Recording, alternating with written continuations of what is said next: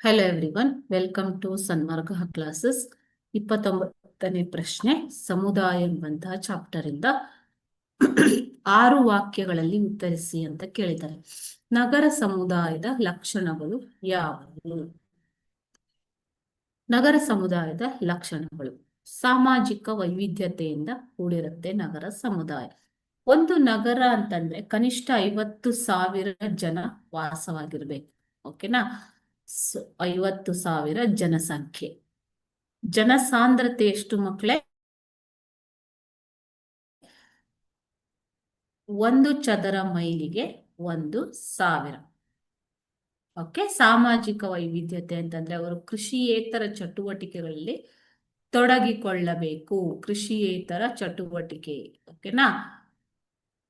So ಇವಿಷ್ಟು ಅಂಶಗಳನ್ನ 2011ರ ಜನಗಣತಿಯಲ್ಲಿ ನಿಗದಿಪಡಿಸಲಾಗಿದೆ.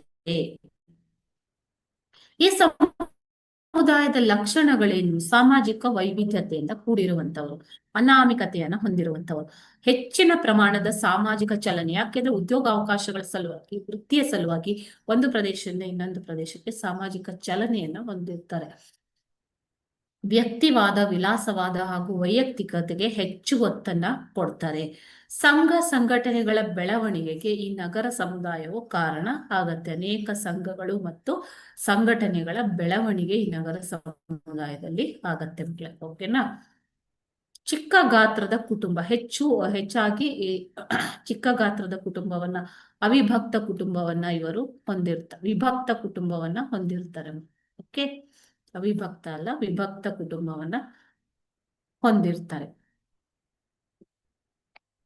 ಅದೇ ರೀತಿಯಾಗಿ ಸಾಮಾಜಿಕ ಪರಿವರ್ತನೆಯ ವೇಗ ತೀವ್ರವಾಗಿರುತ್ತೆ. ಹಳ್ಳಿಗಳಿಗೆ ಹೋಲಿಸಿದರೆ ಅಥವಾ ಗ್ರಾಮೀಣ ಪ್ರದೇಶಗಳಿಗೆ ಹೋಲಿಸಿದರೆ ನಗರ ಪ್ರದೇಶದಲ್ಲಿ ಏನಾಗಿರುತ್ತೆ?